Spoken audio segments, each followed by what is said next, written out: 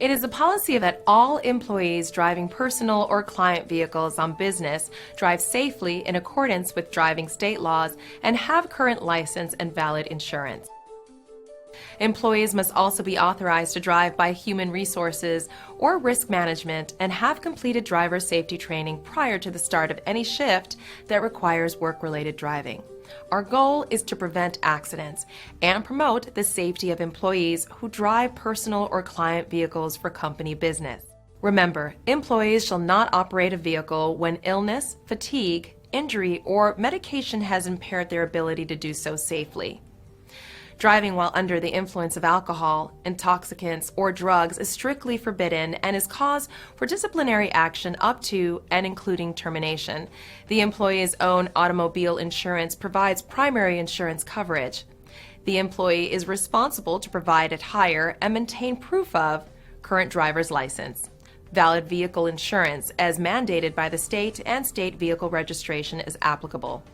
Employees who operate a personal or client vehicle for company business shall become familiar with and observe all federal, state, and municipal laws and regulations, as well as company rules regarding the use and operation of motor vehicles.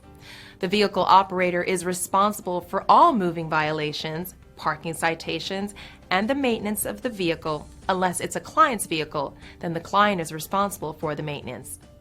All vehicles used for company business must be in good repair. Should any irregularities in the operation of the vehicle be detected, the vehicle should be immediately taken for maintenance. All drivers and passengers riding in personal or client vehicles for company business must wear safety belts and shoulder harnesses while the vehicle is being operated. And remember, driving safety as well as your own personal safety, regardless of what job you are performing, are a result of choices.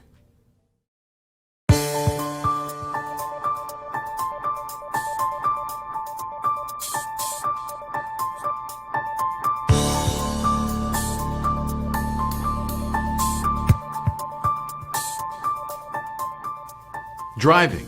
It's part of your job. You do it every day. Maybe you've never had an accident or a ticket. What could go wrong? Plenty.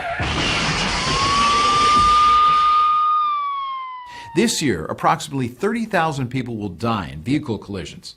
That's 100 today. That's 100 tomorrow and the next day. Every day. People's lives are shattered. Families are torn apart. Why? Poor choices. But your odds of a fatal collision are still pretty slim. But even a minor fender bender or a traffic ticket can add points to your driving record. Can you afford it? Can your company afford it? Either way, it's not worth it. The good news is most traffic collisions and citations can be avoided. How? Easy. Making good choices behind the wheel. You can do that, right? Of course you can. It's part of your job and a condition of your employment. There's no way we can cover every driving situation in this short program, but we will touch on a few common situations you will face and the choices you must make. We mention choices because that's really what it comes down to. Will you choose to obey traffic laws and operate your vehicle safely, or will you choose to take a chance that can have grave and long-lasting effects? You decide.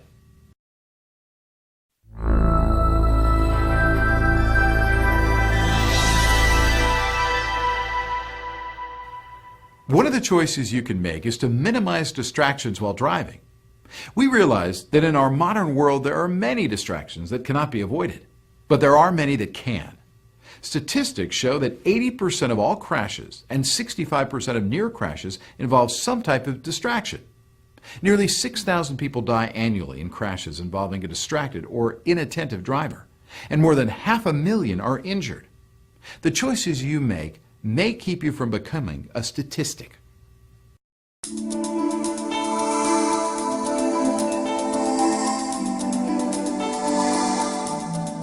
Everyone knows using a cell phone while driving takes your attention off the road.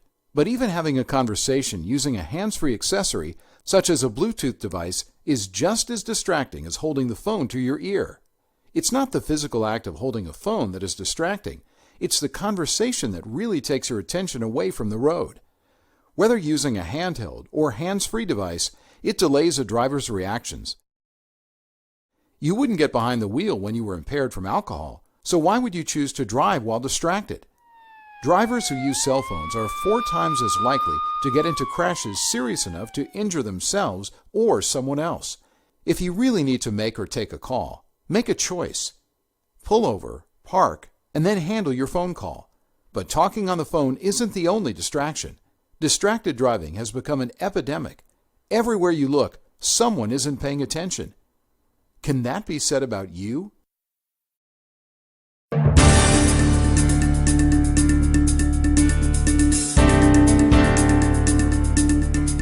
Texting. Do we even need to go there? We already covered talking on the phone and driving, but texting is just as bad, if not worse. We've all seen it done, or perhaps done it ourselves. Texting takes your eyes off the road. That's a fact. The average time a person takes to input or read text is 4 seconds. In that time period, traveling at 60 miles per hour, you have traveled 352 feet. By choosing to text while you drive, you're choosing to put you and others in a deadly situation. Make the right choice. Never text and drive. Onboard computer systems, tablets, or laptops can also pose a significant risk to a driver's safety. If you think you can operate a computer while driving and still devote your attention to the road, you are sorely mistaken. How about using a tablet? That's easy, right? Wrong. Any type of electronic device requires your attention that should be focused on driving safely. Resist the temptation. Make safe choices.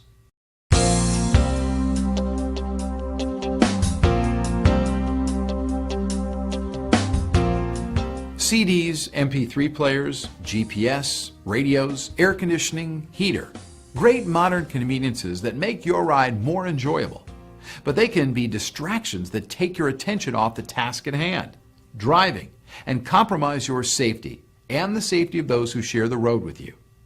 You may be very familiar with the controls on your radio or CD player, but it's a good idea to set these items as well as other devices like climate control knobs and mirrors prior to beginning your trip.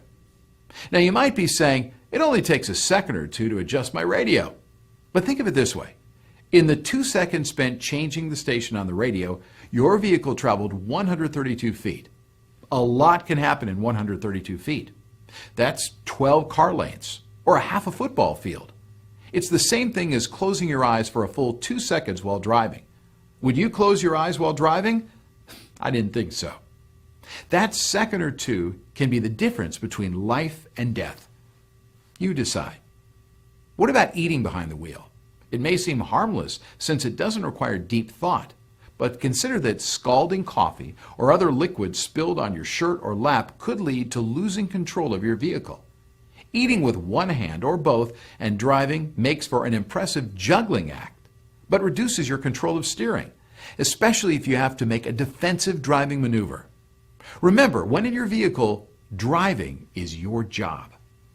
You can save yourself a lot of unneeded stress and worry by pre-planning your route thoroughly prior to your trip.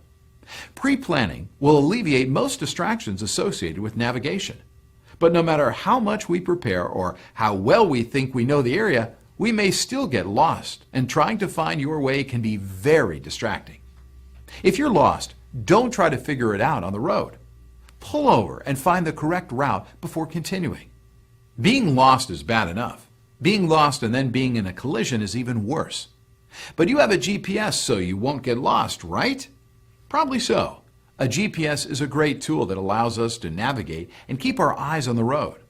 But make sure you program your GPS before you start traveling, because trying to input or change information in your GPS while driving is definitely a distraction. If your GPS has a speech recognition system, be sure to activate this feature.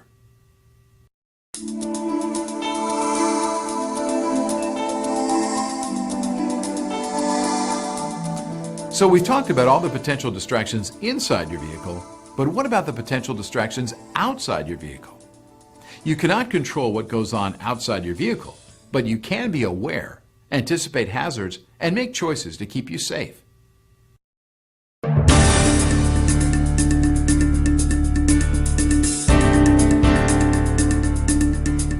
Pedestrians. Not only do they seemingly appear out of nowhere at times, They're often unpredictable. They may be distracted. Remember, just because you can see them doesn't mean they can see you. That's why you need to be aware of areas pedestrians may be and be prepared. Areas such as parking lots, shopping complexes, schools, or business parks are common areas.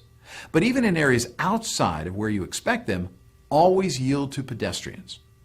When driving in areas with high pedestrian traffic, keep your eyes moving.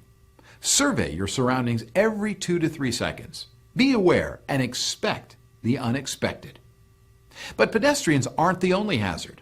Bicyclists can be equally hard to see and are traveling at a faster rate than a pedestrian, and they are more often than not in traffic lanes. Be prepared. By reducing distractions, you are better able to focus on the hazards outside your vehicle that you can't control.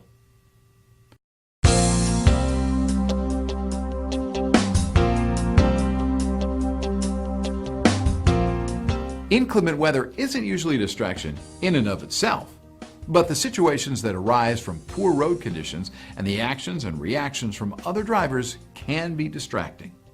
Rain or fog makes it harder to spot other vehicle, pedestrians, and changes in road conditions.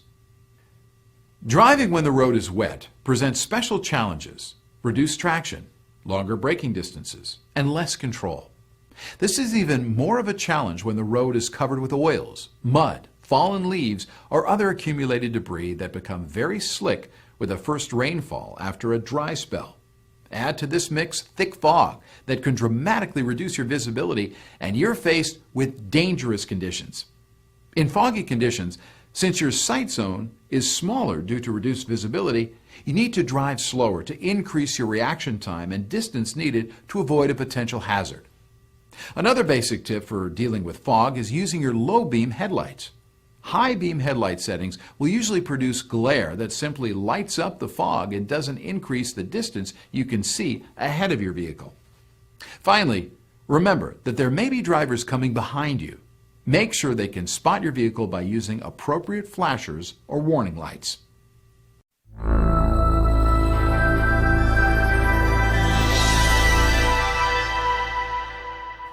Drowsy driving. Who hasn't experienced this? Our lives are busy, time is short, and we spend a great deal of it in our vehicles, rushing from one place to another. Many of us have jobs requiring long hours behind the wheel, from truck drivers to salespeople, not to mention long commutes to and from work. Added to these are the miles logged taking care of families and personal business, filling up evenings and weekends. Even with the best of intentions, most of us have found ourselves in this sleepy predicament. Make no mistake, this is more than just an annoying inconvenience. Drowsy driving is responsible for 1 in 6 deadly crashes, 1 in 8 resulting in hospitalization, and 1 in 14 in which a vehicle is towed. Several drowsy driving incidents have resulted in jail sentences for the driver, and multi-million-dollar settlements have been awarded to families of crash victims as a result of lawsuits filed against individuals as well as businesses whose employees were involved in crashes caused by drowsy driving. This is a dangerous and costly state of affairs that we need to pay attention to. Clearly, drowsiness plays no favorites, and no one is immune. But there are some very clear warning signs which shouldn't be ignored. If you're experiencing any of these while driving a car, you must consider that it's time to stop driving and find a safe place to pull over and address your condition. Here are some of the most common warning signs: difficulty focusing, frequent blinking, and/or heavy eyelids; difficulty keeping daydreams at bay; trouble keeping your head up; drifting from your lane, swerving, tailgating, and/or hitting rumble strips; inability to clearly remember the last few miles driven; missing exits or traffic signs; yawning repeatedly; feeling restless, irritable, or aggressive. Sleepiness impacts your driving skills by causing slower reaction times, vision impairment, and lapses in judgment, seriously limiting your ability to process information and make decisions. You can avoid drowsy driving by getting a good night's sleep before hitting the road. Usually, 7 to 9 hours is adequate for the average person. Try to avoid driving long distances alone. Having company can accomplish 2 things: You can share driving duties, and your fellow traveler can help you identify warning signs of fatigue which you might not notice. Take a break at least every 100 miles or every 2 hours. Do something to refresh yourself. A snack, a brisk walk, or some simple exercises work really well. Avoid alcohol and medications that cause drowsiness.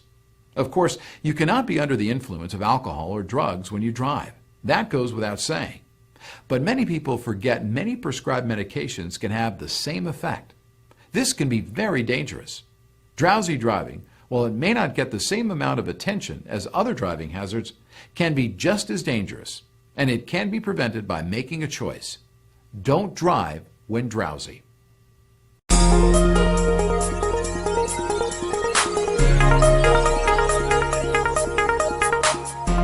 We know you know how to drive safe, but do you? I mean, I know the speed limit is 65, but if I go 100 anyways, what does that knowledge get me? When you get right down to it, it's not really a matter of knowledge at all, but a matter of choices. Knowing traffic laws isn't enough. You need to choose to follow them for your own good and the good of those around you. The first thing you can do to prevent an accident while on the road is a proper pre-trip inspection. Prior to getting in the vehicle, take a look around the vehicle. Note any damage to the vehicle or fluid leaks. One of the most critical parts of the inspection is the inflation, tread depth, and general condition of the tires. Tread depth can be easily measured by observing tread wear bars or using a penny to measure the remaining tread. If a part of Lincoln's head is covered, there is the minimum 2/30 seconds remaining. But remember, that's the bare minimum. Steer tires must have 4/30 seconds tread remaining. When starting the vehicle, note warning lights and gauges. Check and adjust mirrors and headrest prior to moving the vehicle. Make sure the windows are completely clear of snow, ice, and fog before starting to drive. Now, what is the first thing you should do before putting your vehicle in drive? That's right, always wear your seatbelt. Wearing a seatbelt is the single most important thing you can do to protect yourself in the event of a crash.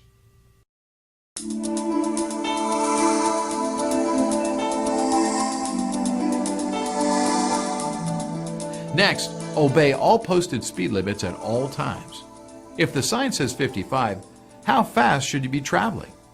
Obvious, right? Not necessarily. In inclement weather, such as rain, snow, or fog, the posted speed limit may not be safe. Slow down in inclement weather, and when the sun's out, do the speed limit.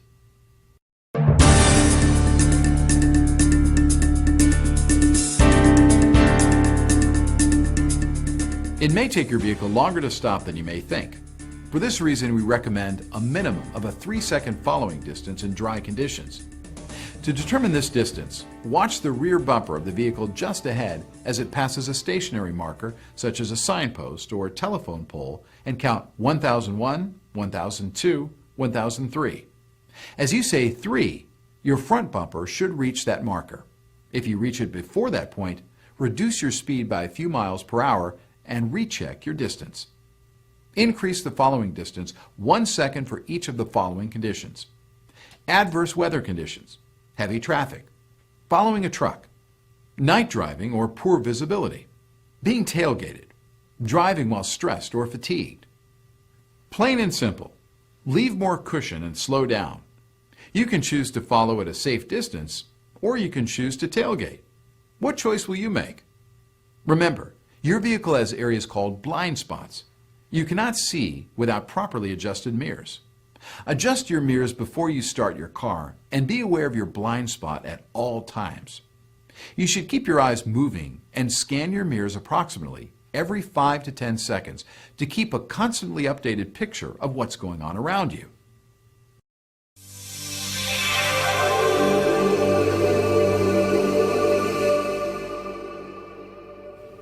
Intersections are responsible for over 50% of all accidents. When approaching intersections, scan to the left, then to the right, and back to the left for vehicles that may run a stop sign or light, or for pedestrians and bicyclists. Remember, always leave yourself an out. Anticipate what mistakes others may make and assume that they will make them. If there is a stop sign, Make sure you come to a complete stop and let other vehicles with the right-of-way proceed. At four-way intersections, the vehicle on the right has the right-of-way, but never force the issue. If the intersection is lighted, be aware of stale green lights. This means if the light has been green for some time, be ready for it to change to yellow and adjust your speed accordingly. When stopping at an intersection, stop so you can see the rear tires of the vehicle in front of you. This will allow extra space in front of you in case the vehicle behind you bumps into you. Also, if the vehicle in front stalls, you will have room to maneuver around the vehicle.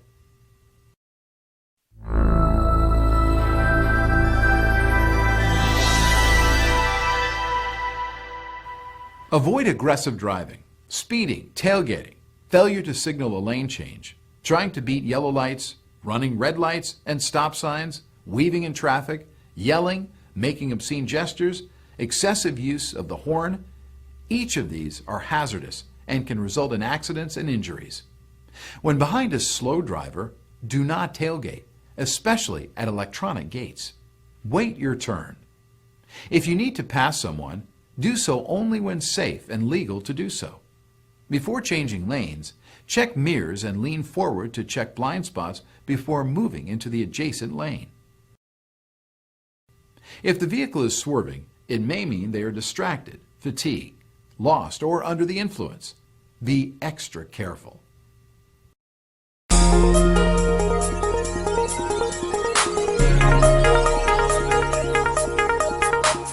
Be ready for someone to change lanes or stop unexpectedly. By anticipating hazards, you will increase your safety and the safety of your passengers. In the same way, you need to make sure you don't create the same hazards. Always signal before changing lanes and avoid abrupt braking. You need to check mirrors and lean forward to check blind spots before changing lanes.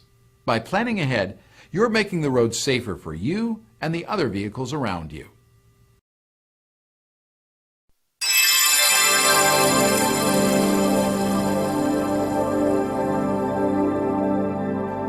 You can avoid unnecessary backing by pulling through a parking space so you do not have to back out.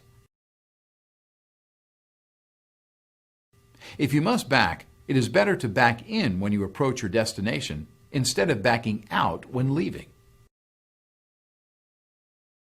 But if you must back up before getting into the vehicle, walk around the vehicle to make sure there is nothing in the way before backing. Back slowly and carefully. Again, have we covered every situation you may come across on the road? Of course not.